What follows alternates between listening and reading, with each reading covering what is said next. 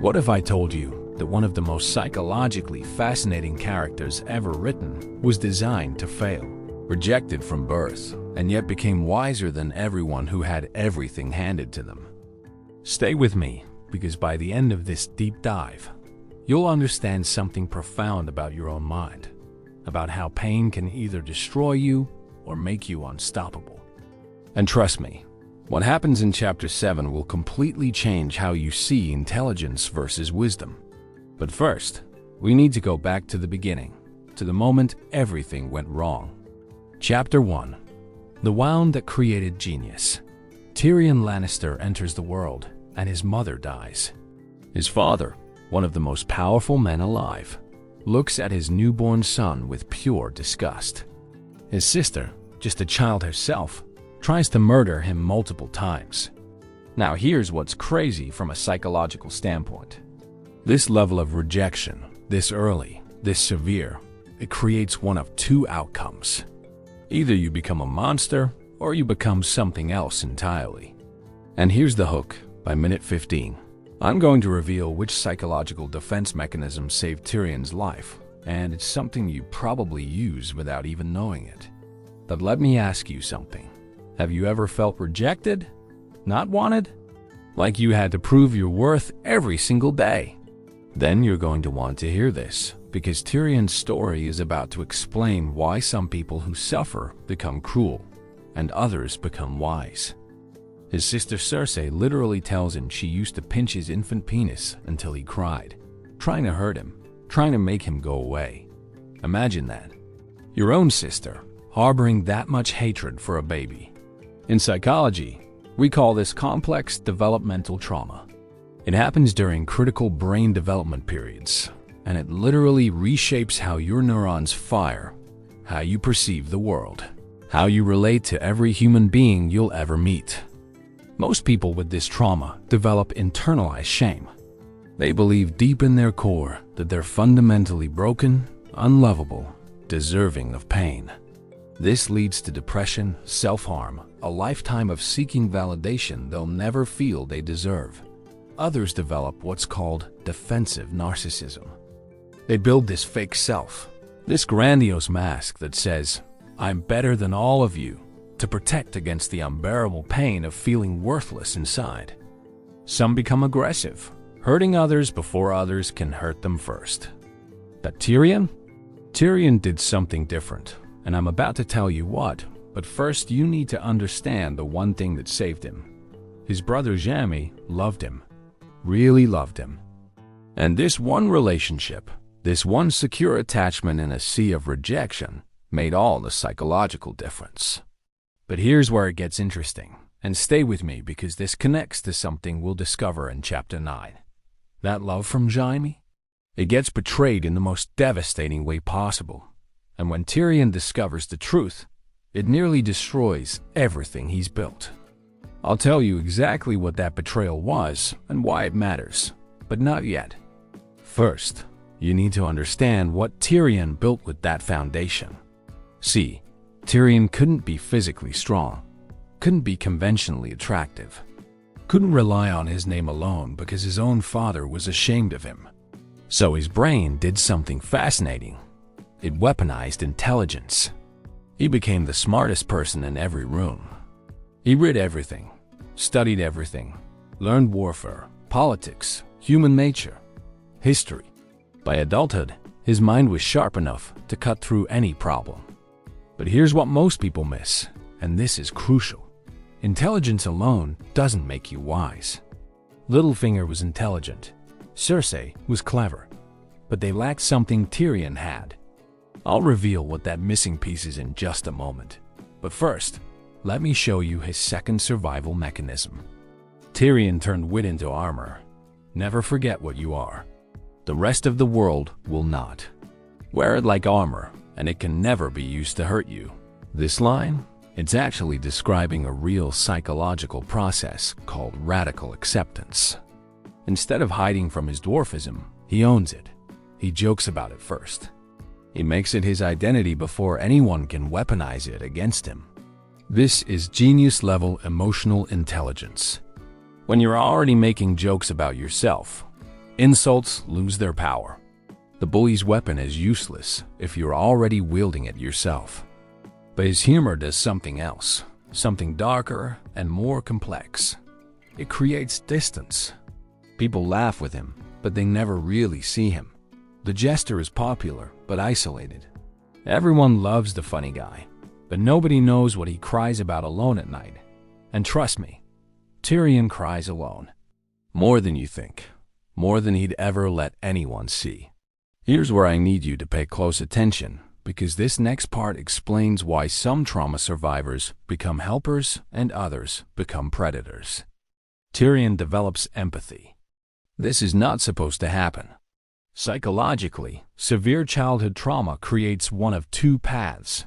You become like your abusers, or you shut down completely and can't connect with anyone. But Tyrion becomes compassionate. He identifies with outcasts. He protects Jon Snow. He's kind to Sansa. He designs a saddle for a crippled boy he barely knows. He frees slaves. Why? What's the psychology here? And here's the kicker, the thing that's going to blow your mind in Chapter 12. This compassion?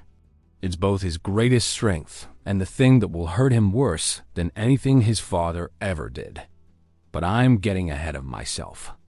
Let me tell you about the contrast that reveals everything. His sister Cersei experienced trauma too. She was sold into marriage, abused, trapped by her gender. She suffered real pain. But she became cruel, paranoid, vindictive. She hurt others exactly as she'd been hurt. So what's the difference? Why does Tyrion develop a heart while Cersei develops claws? Stay with me, because the answer reveals something fundamental about human nature, about whether we're shaped more by our experiences or our choices. Let me hit you with something most people don't know. There are two types of intelligence, and Tyrion has both at genius level. IQ, intellectual intelligence. Strategy, tactics, book learning, abstract thinking. Tyrion has this in spades. He designs the chain defense of Blackwater. He outsmarts every political opponent. But then there's a Q, emotional intelligence. Reading people, understanding motivations, knowing what someone needs before they say it. Managing emotions in high-stakes situations. Most people are high in one or the other. Tyrion is exceptional in both. He reads Joffrey's sadistic insecurity like a book. He understands Sansa's trauma without her saying a word. He sees through Littlefinger's schemes. He knows exactly when to be funny, when to be serious, when to stay silent. This combination, high IQ plus high EQ, it's rare. It's powerful. It's dangerous. But here's what you need to understand, and this is going to matter when we get to the trial scene. High emotional intelligence means you feel everything. You can't just understand people's pain. You feel it. Their fear becomes your fear. Their shame echoes your shame. This is both gift and curse. And nowhere is this more clear than in his relationships, which brings me to the part I've been building toward. Tyrion falls in love twice in his life. Really, vulnerably, desperately in love. Both times, it destroys him. The first was Tysha. He was young.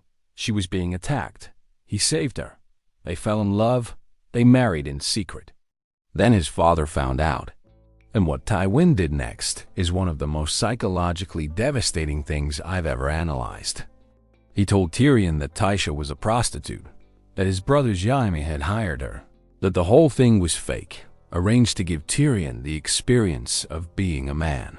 Then, and I need you to really hear this, Tywin had his guards rape her while Tyrion watched, one by one, each one paying her a coin afterward, making her a prostitute in truth, forcing Tyrion to watch the destruction of his first love. The psychological damage from this is almost incomprehensible. Sexual trauma, betrayal by his father, betrayal by his brother, loss of his first love, shame, helplessness, watching someone he loved being violated and being unable to stop it. This trauma explains everything about Tyrion. His drinking, his relationships with prostitutes, his difficulty trusting. this cynicism about love. But here's the twist that's coming. The thing I mentioned earlier about Jaime's betrayal. Years later, right before Tyrion's trial, Jaime confesses. Tysha wasn't a prostitute. She was real. Her love was real. Tywin made Jaime lie. Everything Tyrion believed for years was false. Let that sink in. The one genuine love of his life, he believed was fake for decades. And he never looked for her after the rape, because he thought she was just a paid actress in his father's cruel lesson. When Tyrion learns this truth, it breaks something in him that never fully heals.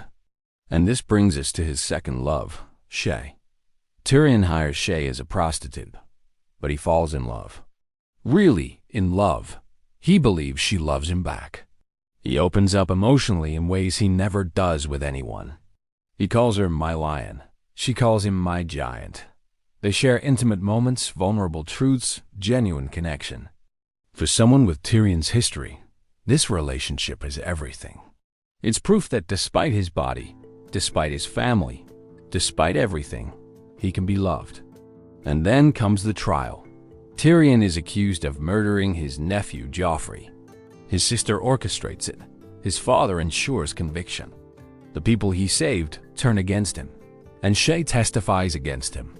She takes the stand and reveals their intimate moments as evidence of his guilt. She mocks him in court.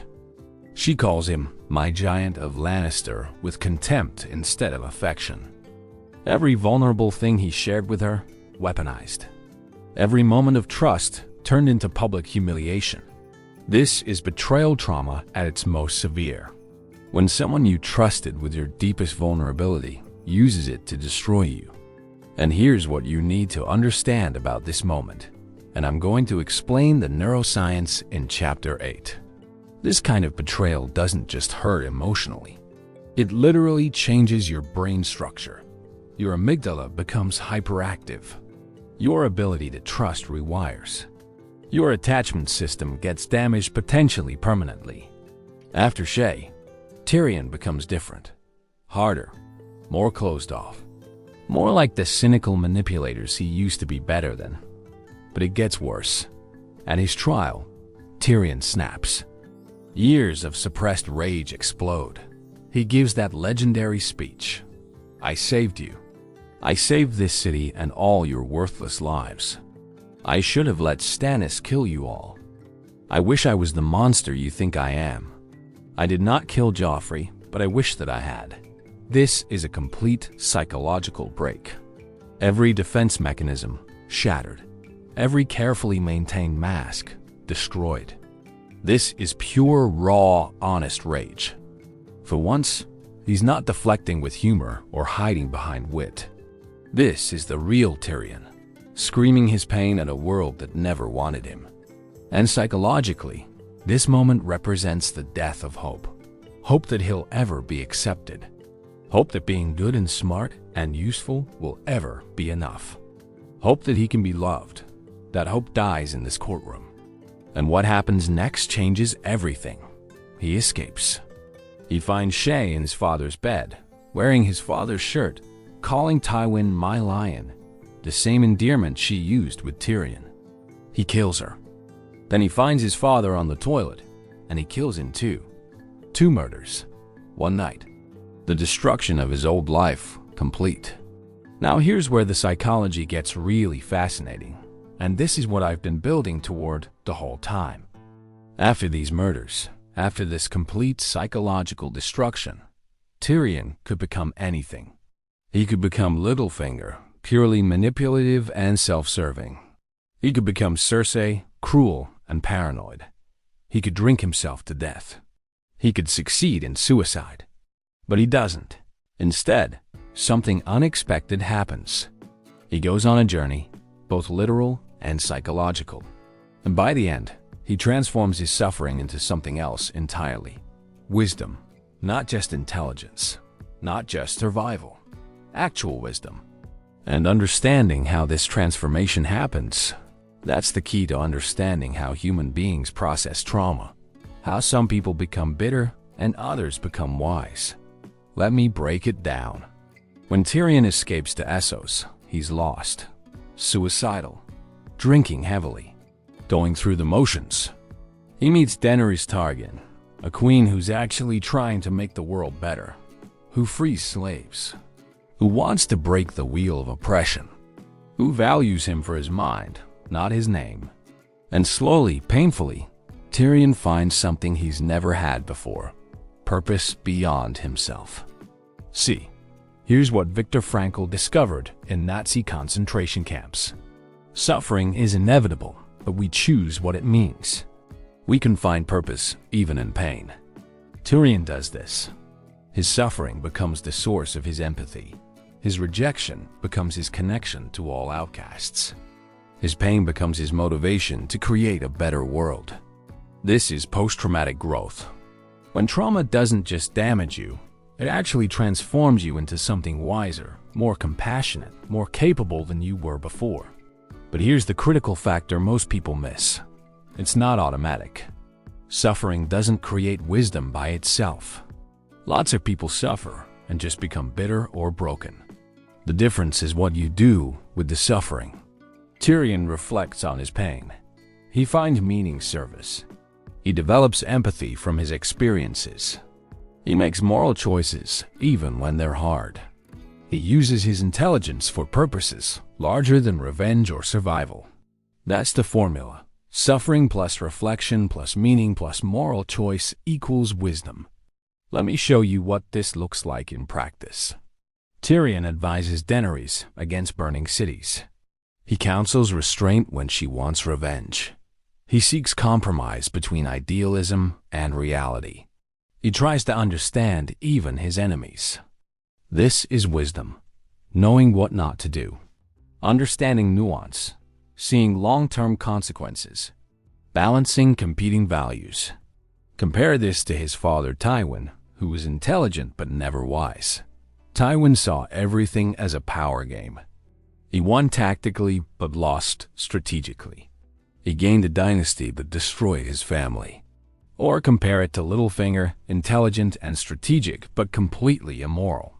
Littlefinger climbed the ladder but ended up alone and eventually dead. Tyrion is different. He uses his intelligence in service of wisdom. His strategic thinking is guided by ethical principles. His political maneuvering aims at justice, not just personal gain. This is rare. This is valuable. This is what wisdom looks like. But let me be real with you. Tyrion isn't perfect, and pretending he is would be dishonest psychology.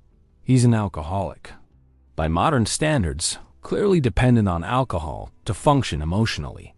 He drinks daily, excessively, uses it to numb pain and manage anxiety.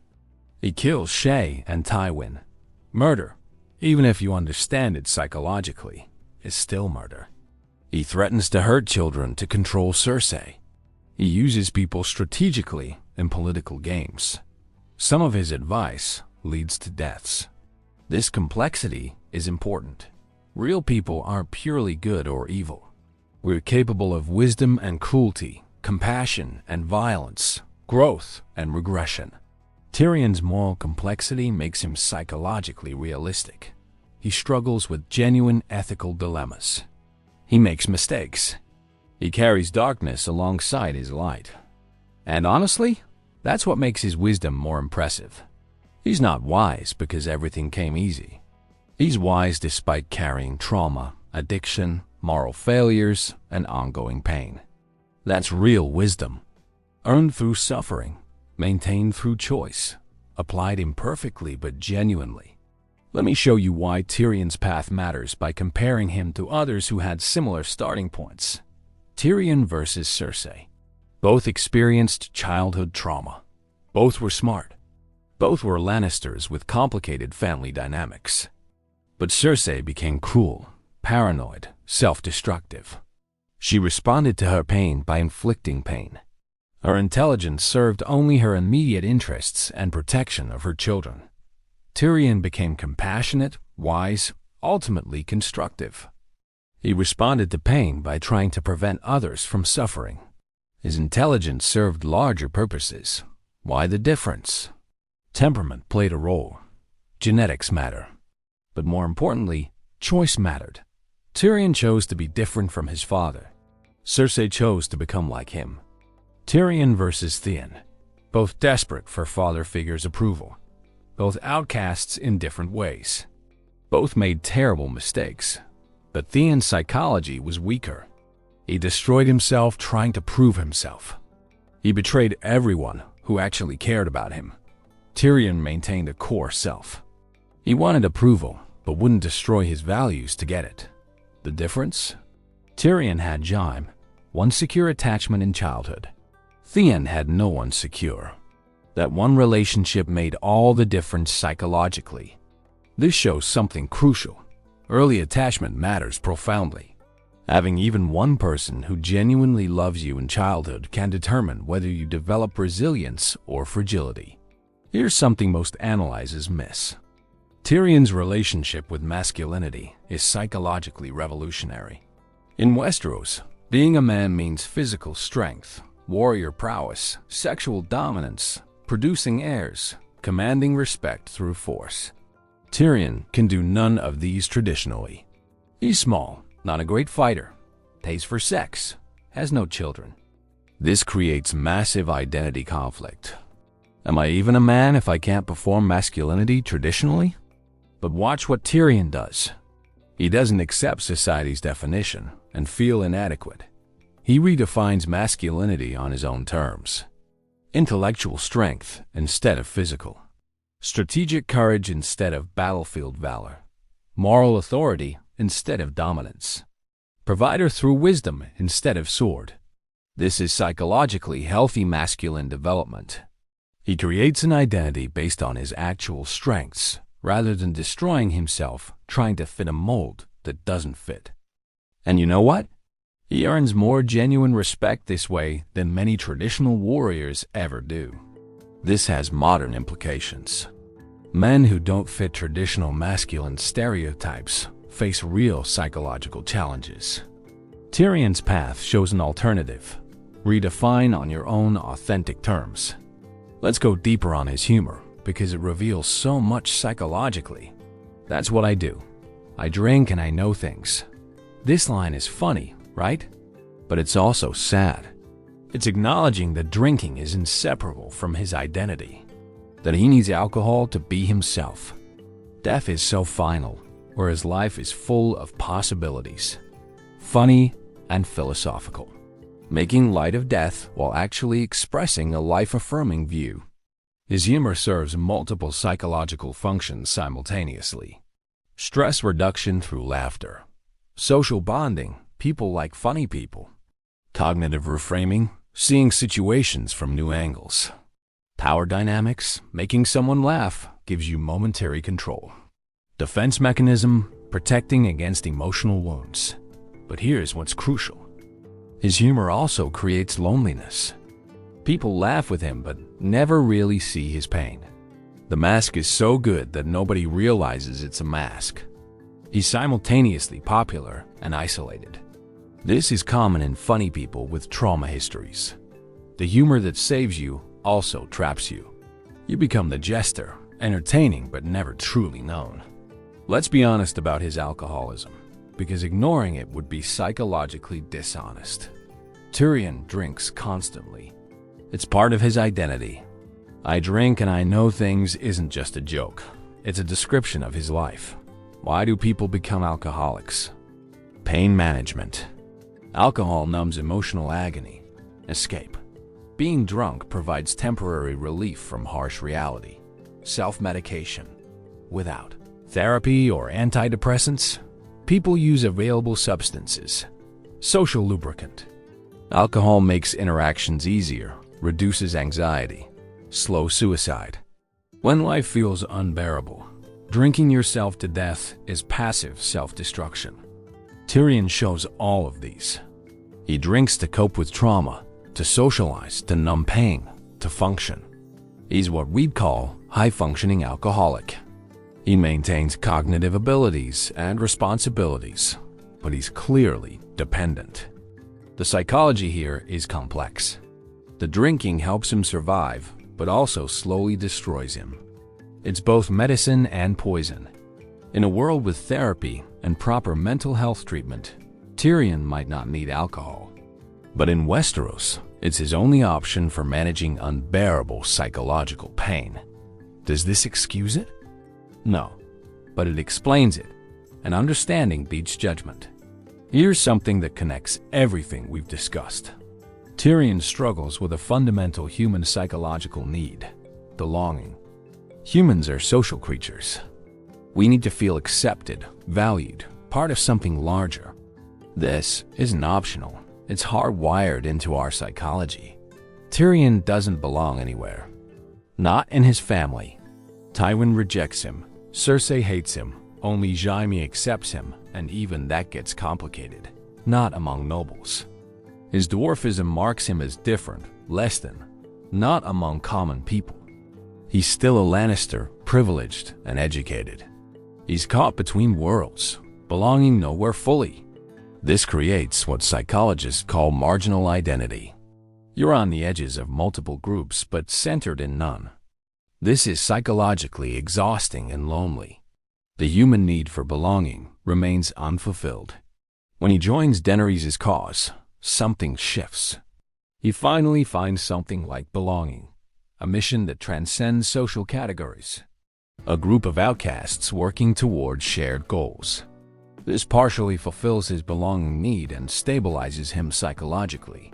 Let's go to the core. The Tywin-Tyrion relationship is the source wound from which everything else flows. Tywin is textbook narcissistic parent. The child exists to serve the parent's ego and legacy. Love is completely conditional. Nothing is ever good enough. Public humiliation is standard. The child is used but never valued. Tyrion spends his entire life trying to earn Tywin's approval.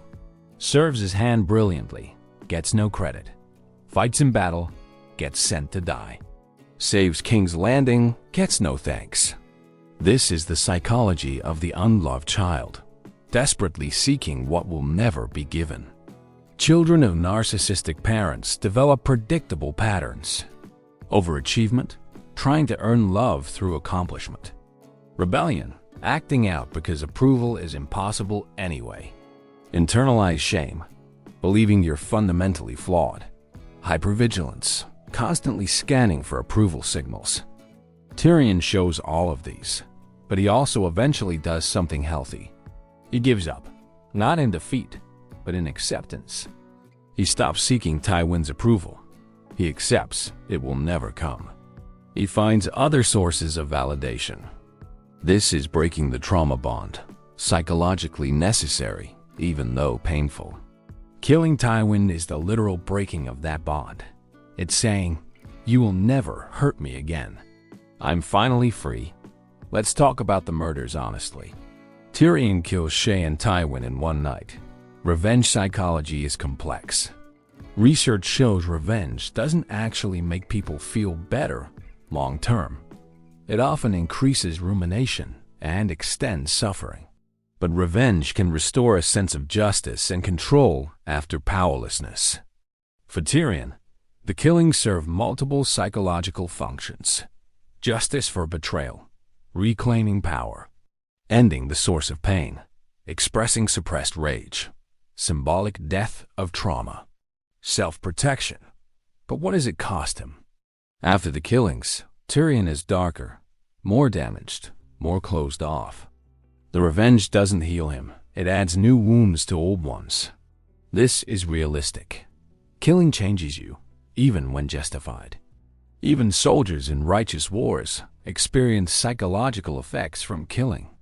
The human psyche isn't designed for taking life. Overcoming those inhibitions has costs. Tyrion pays those costs. The revenge provides momentary satisfaction but long-term damage. After leaving Westeros, Tyrion goes through identity reconstruction. His old identity is destroyed. Tyrion Lannister, son of Tywin, brother of Jaime, doesn't work anymore. So, who is he now? This is existential crisis. When fundamental identity dissolves, you must rebuild. The stages. Dissolution, old identity breaks down. Exploration, trying new possibilities. Commitment, choosing new identity elements. Integration, making it coherent. Tyrion becomes an advisor to a cause, a believer in breaking oppression, someone whose identity ties to purpose rather than family. This process is healthy. Clinging to destroyed identity would be pathological. Rebuilding allows growth. The new Tyrion is more mature, more complex, still intelligent and witty, but now focused on purpose, not approval. More cynical in some ways, having seen the worst. More idealistic in others, choosing to believe change is possible. More comfortable alone, less desperate for validation. This identity is healthier because it's built on his choices and values, not others' opinions. So here's what we've learned. How does someone transform suffering into wisdom? It's not automatic. Suffering alone just creates bitterness or brokenness. The formula is suffering plus reflection plus meaning plus moral choice plus time equals wisdom. Let me break it down. Suffering provides the raw material. It shows you the depths of human cruelty and your own vulnerability. It strips away illusions. Reflection processes the suffering. You think about what happened, why, what it means. You examine your pain instead of just numbing it. Meaning gives suffering purpose. Viktor Frankl's logotherapy. We can't always control what happens, but we choose what it means. Moral choice determines direction. You decide whether your suffering makes you cruel or compassionate, closed or open, destructive or constructive. Time allows integration. Wisdom isn't instant. It accumulates through years of reflection, choice, and growth. Tyrion demonstrates this formula perfectly. He suffered profoundly from birth. He reflected constantly. You see him thinking, analyzing, questioning. He found meaning and service to causes larger than himself. He made moral choices to be different from his father and sister. And over years, this transformed into genuine wisdom. Here's what Tyrion's story really teaches us about psychology. Your wounds don't define you. Your response to your wounds defines you. Intelligence without empathy becomes manipulation. Intelligence with empathy becomes wisdom. One caring relationship in childhood can determine whether you develop resilience or cruelty. Humor is powerful medicine, not escapism. It's legitimate psychological resilience. Redefining yourself on your own terms is healthier than accepting others' definitions. Addiction can coexist with brilliance. Acknowledging it is more honest than pretending functionality means health. Post-traumatic growth is real, but not automatic. It requires active choice and processing. Purpose beyond self-interest provides meaning that pleasure never can. Moral complexity is more realistic than pure good or evil categories. Breaking trauma bonds with family is sometimes necessary for psychological health. And most importantly, wisdom can be born from wounds when you choose to let suffering open your heart rather than close it. Tyrion Lannister represents something universal. The possibility that our worst experiences can become our greatest teachers. He could have become Littlefinger, using intelligence to manipulate. He could have become Cersei, responding to cruelty with cruelty. He could have drunk himself to death or succeeded in suicide. But he chose differently. He chose to transform suffering into empathy, pain into purpose, rejection into connection with all who suffer. That choice, renewed daily despite ongoing pain, is psychological heroism. And here's what you need to understand. You carry wounds too. Everyone does. The question isn't whether you'll suffer, it's what you'll do with that suffering. Will you let it make you cruel? Will you try to wound others as you've been wounded? Or will you use it like Tyrion does, as a source of empathy, wisdom, and motivation to create something better? That's the choice before each of us. That's the lesson of Tyrion Lannister. Wisdom isn't born from easy lives. It's born from wounds, processed through reflection, transformed through choice, directed by moral conviction, and refined over time. You are not defined by your wounds. You are defined by what you choose to do with them. That's the psychology. That's the truth. That's wisdom born from wounds.